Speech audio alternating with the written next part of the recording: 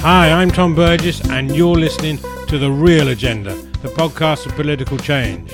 Today we're talking about you and how you feel about what's going on. Apparently 8 out of 10 of us are currently feeling anxious about the future. The two top words are uncertainty and unstable. And that's not good for any country, and certainly not for one that's the 5th largest economy in the world. So what do we need to do to change this? It seems we need to replace our political leaders and also actually address the issues that are important to us all. Now here on The Real Agenda, we're more focused on the answers to the urgent issues, which are not being properly tackled. Inequality, poverty, low wages, living standards, affordable housing, public services and tax justice. Because that's the real agenda. Now I'm not interested in spending too much time attributing blame and going over the same old data and analysis. I just want these burning injustices fixed, as it seems do most of you. So why is this not happening? I wanted to find out the public mood, and seeing I can't speak to you all, I met with Deborah Mattinson, co-founder of the very appropriately named Britain Thinks, a research and strategic consultancy, and to find out from her what Britain does think and what we the people can do about it to make change happen. Before co-founding Britain Thinks, Deborah had been a pollster to Gordon Brown, firstly as Chancellor of the Exchequer, then as Prime Minister. In 2010, she published Talking to a Brick Wall. That sounds like my story, really. But anyway, the story of New Labour's years through the eyes of the voter. Deborah is also chair of the Young Women's Trust, a charity that supports and represents young women in Britain living on low pay or indeed no pay. So I started by asking Deborah, how are we as a nation feeling at the moment? So Britain at the moment, and consistently over the last year to 18 months, is pretty worried. The national mood is characterised by uncertainty and anxiety. People feel that the country is very divided and they feel that they're facing a very uncertain future. They are really, really worried.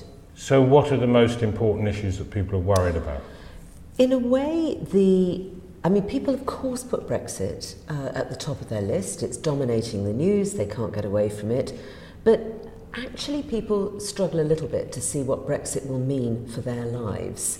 And actually, if we dig a bit deeper and ask them what they're worried about, they tend to be worried about things that aren't about Brexit. So they're worried about the NHS, they're worried about underfunding of schools, they're worried about rising crime, they're worried about a whole range of things. And actually at the heart of their worry is that Brexit is distracting politicians from those. And that's what makes them feel most angry. They feel that the things that they are really worried about, the real issues facing our country, are not being tackled by politicians at the moment because they are all completely distracted with Brexit.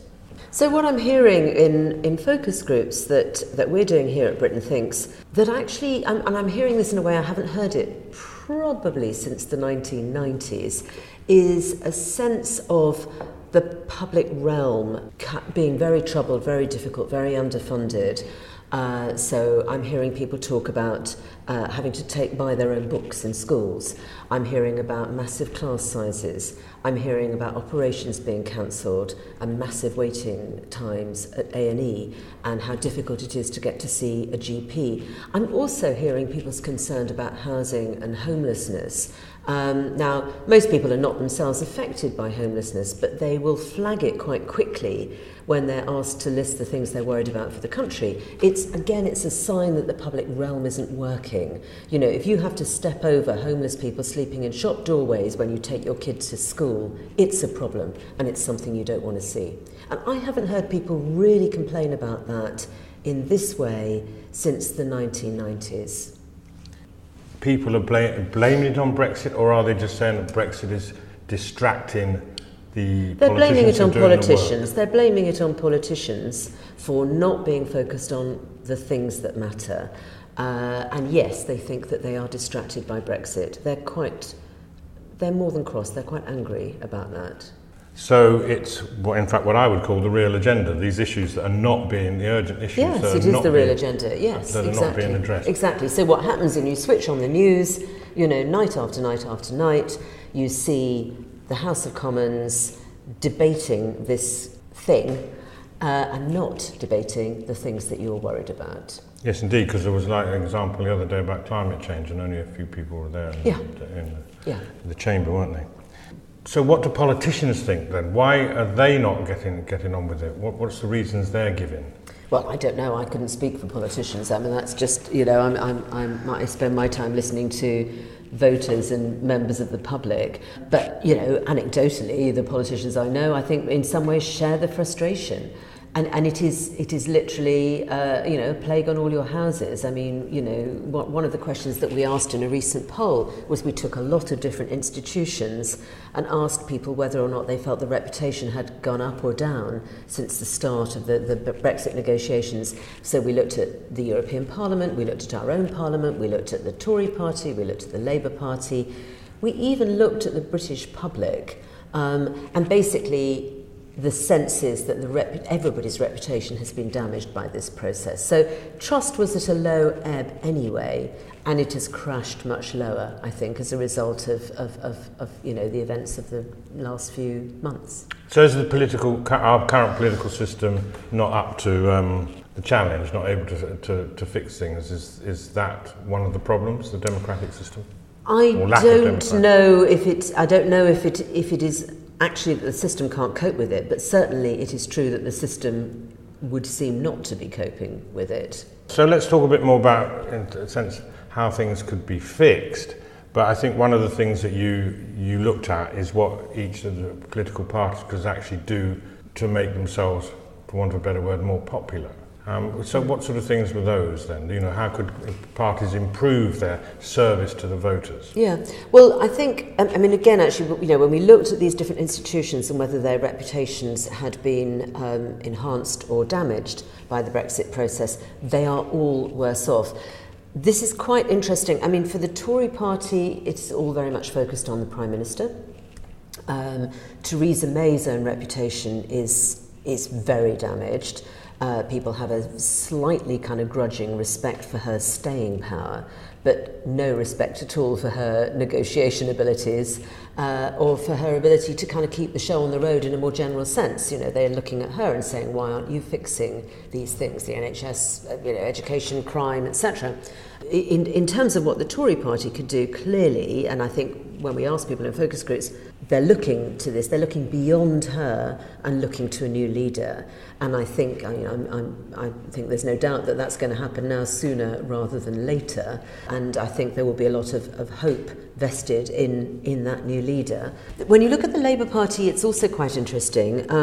For quite a long time, Jeremy Corbyn was somewhat insulated from the ups and downs of Brexit, whilst Theresa May's reputation was absolutely contingent on how she handled the negotiations. His were not, and people were looking at him for something slightly different.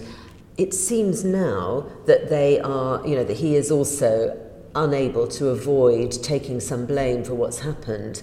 And people are looking at the Labour Party and looking at Jeremy Corbyn's leadership particularly and feeling that it is just simply isn't kind of up to scratch on this issue, and that the Labour Party similarly seems to be somewhat invisible on the things that really matter to people. And did you look at the other smaller parties in any way at all, or was it the two main ones? I mean, one of the interesting things that we've seen in recent years is the domination, despite the fact that the two main parties are held in fairly low regard. They are both still dominating the polls, with the Lib Dems and so on not getting much of a look in. And we've seen that over recent weeks, starting to break down the party loyalties, and we're seeing alliances and mini alliances forming. What we're saying here is that really with the main parties, there's a lack of leadership. There's just not, I think we are saying that. And in terms of those mini alliances, I mean, obviously you're right. And again, anecdotally, talking to MPs, they'll say, it's very interesting. I now feel I have more in common with this person from another party than I do with that person from my own party. I have to say, I think these are nuances that are lost on a lot of voters. I think it's something that people inside the Westminster bubble are very excited about. But I don't think it's something that actually necessarily has filtered out beyond the Westminster bubble. And is this part of the problem? There's a Westminster bubble, Yeah, I mean, that's always been the problem.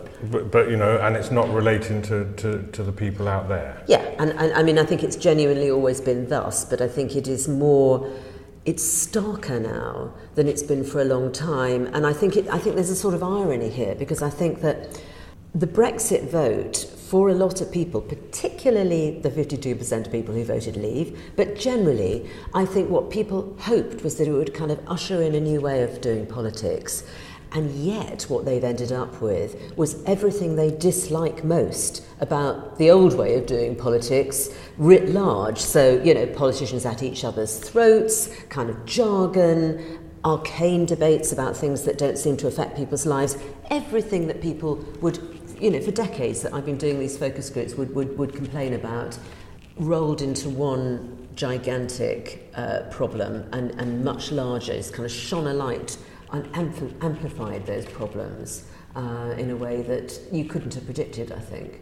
So have some of our national politicians run out of new ideas, or ideas to fix what I'll call the real agenda that people are really disgruntled about? I don't know if they've run out of new ideas, or if, I'm sure that if you interview them, they will say, I am still doing this stuff, but it's certainly not visible to the public. So actually there's been a shift in the parties then. They're starting to break down. What you're finding is that actually people out there in the rest of the country are detached from what's going on in the Westminster bubble. They feel that it's not related to them, and they're worried about all these things that are just not getting fixed. Yeah, I mean, basically, quite entirely understandably, the public will view politics, policy, etc. through the prism of their own lives and the country as they see it. So it's not just about things that directly affect them. As I say, something like homelessness is big on the agenda. Now, that doesn't affect very many people in a direct sense,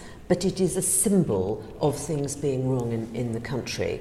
So people are looking at the things that they would identify as being wrong in the country, and feel that Brexit is distracting. I mean, in a poll that we did recently, 7 out of 10 said that they agreed strongly that Brexit was distracting our politicians from the things that really matter to them. Another factor is the lack of leadership. I noticed one of the comments that you had that said that wanted Tony Blair but without the war crime. Well, I mean, certainly people, I think, to a certain extent, are starting to look back at past figures. They've always looked back nostalgically, for instance, at Margaret Thatcher. I think now, there's a little bit of comeback. Tony Blair, all is forgiven. I mean, certainly people are looking at both Theresa May and Jeremy Corbyn and finding them wanting in terms of their leadership. But most obviously, particularly her, because she has a very, very specific task that she is manifestly failing at.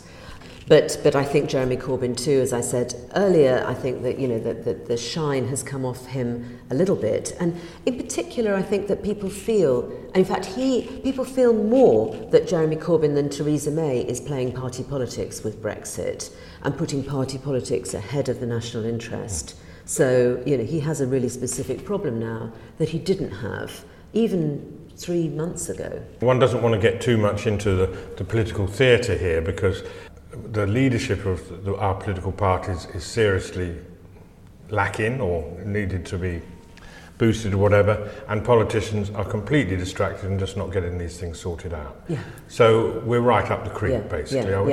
Yeah.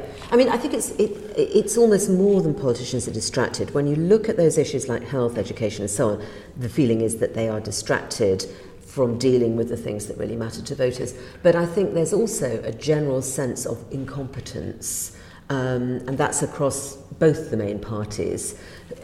Incompetence in how they're dealing with Brexit. Why can't they find a solution? People are somewhat bewildered, and at its most simple, people will say to me, we voted to leave, why haven't we left? There's a feeling that they are simply not competent in solving what people acknowledge to be the biggest issue facing our country for decades. So what can we, the people, do to bring about change in this rather dire situation? Well, I mean, I think this is one of the things that people feel very frustrated about, is that they have no agency, really. I mean, you might say the only agency they have is to vote in an election, but of course there may very well be another election this year, and it may be the only way through this. But I think people would be rolling their eyes to heaven, and I think you may find that you get quite a low turnout because people have kind of had it with the whole system, with elections. I think you might find people peeling off and not bothering to vote. Well, let's hope that we get some direction going, because it is a very serious situation. Anyway, thanks very much, Deborah. Pleasure. That's great.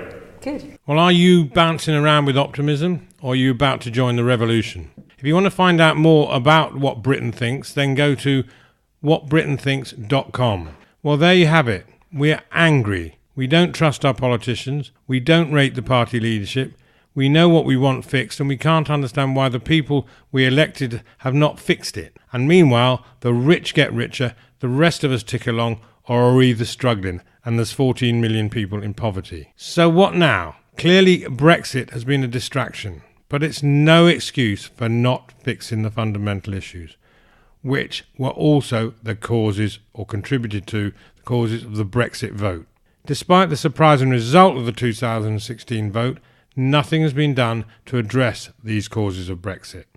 If it had been, many of the Leave supporters would have realised that the problem was not the EU, but austerity and a continuous lack of collective capability to make life better for the nation. And the Remain supporters would have also realised that the issue is not so much about the benefit of the EU membership, but the government's inability to hear the wishes of its people. So we have to keep reminding our elected representatives that we want change, and this is the change we want. Why has a government wasted nearly 3 years on a political wrangle when it could have been solving the burning injustices? Is time up on our current leadership?